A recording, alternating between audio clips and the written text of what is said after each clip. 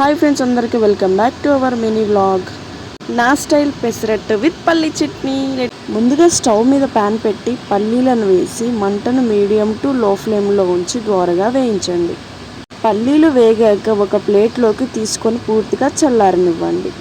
అదే ప్యాన్లో కొన్ని చుక్కల నూనె వేసి పచ్చిమిర్చి, వెల్లుల్లి రెబ్బలు 1-2 పచ్చివాసన పోయేలా వేయించి పక్కన పెట్టుకోండి. మీరు అనొచ్చు, సంజు ఎందుకు మీరు వెల్లుల్లి రెబ్బలు పచ్చిమిర్చిలో వేయించలేదు అంటే, నాకు అందులో వేయించడం ఇష్టం లేదు. నేను పచ్చిగానే గ్రైండర్లో వేస్తాను అనమాట, మిక్సీలో వేస్తాను. అందుకే నేను అందులో వేయించినట్టు చూపించలేదు. ఇప్పుడు మిక్సీ జార్లో చల్లారిన పల్లీలు, వేయించిన పచ్చిమిర్చి, వెల్లుల్లి, కొంచెం చింతపండు, కొంచెం రుచికి సరిపడా ఉప్పు అవన్నీ వేసి గ్రైండ్ చేసుకోండి. ఇంత చేసి పోపు వేయకుండా ఎలా ఉంటాం. ఇప్పుడు పోపు వేయడానికి చిన్న ప్యాన్లో 1 టేబుల్ స్పూన్ నూనె వేడి చేయండి.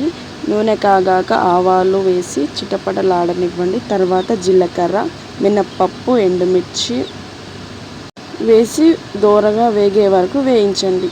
చివరిగా స్టవ్ ఆపేసి కరివేపాకు వేస్తే ఆ వేడికి కరివేపాకు క్రిస్పీగా మారుతుంది.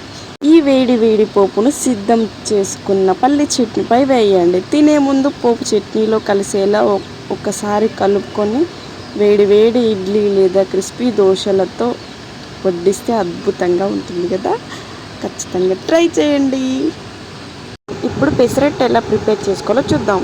పెసలు మరియు బియ్యాన్ని శుభ్రంగా కడిగి తగినంత నీళ్లు పోసి కనీసం 4 నుండి 6 గంటల పాటు నానబెట్టండి. రాత్రంతా నానబెడితే ఇంకా మంచిది. ఎక్కువ క్వాంటిటీలో కావాలంటే 2 కప్పుల బియ్యానికి 1 కప్పు పెసరపప్పు అయితే సరిపోతుంది.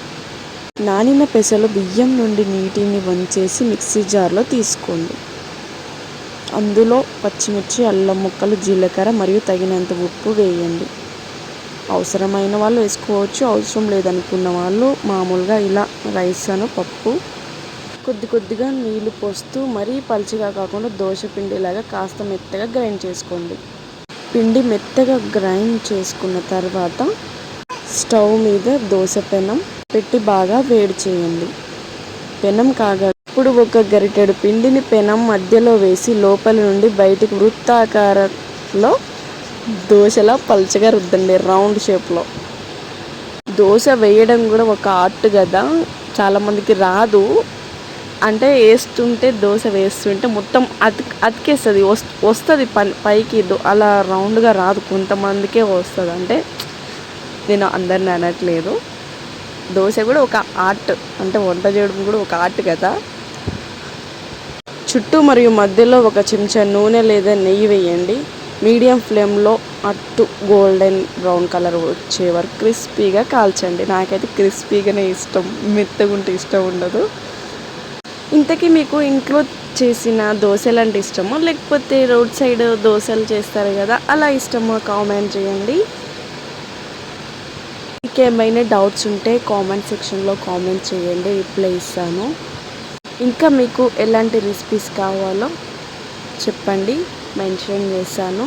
ఓకేనా. ఇలా బాగా బ్రౌన్ కలర్లో వేగిన తర్వాత తిరిగేయాల్సిన అవసరం కూడా ఉండదు. నేనైతే ఫోల్డ్ చేస్తున్నాను. చాలా క్రిస్పీగా వచ్చింది, నాకైతే చాలా బాగా నచ్చింది. నేను చేసిన దోశ అండ్ చట్నీ మీకు నచ్చితే లైక్ చేసి సబ్స్క్రైబ్ చేయండి. పెసరట్టు అల్లం చట్నీ లేదా మనం ఇందాక చెప్పుకున్నాం కదా పల్లీ చట్నీ తింటే అమృతంలా ఉంటుంది. ఆంధ్రాలో దీని మధ్యలో ఉప్మా పెట్టి ఎమ్మెల్యే పెసరట్టు అని కూడా తింటారు. దోశల్లో ఇన్ని రకాల. సరేలేండి, ఇంతకీ మన దోశ అండ్ చట్నీ ఎలా ఉందో చెప్పేసేయండి. బాయ్, నెక్స్ట్ వీడియోలో కలుద్దాం.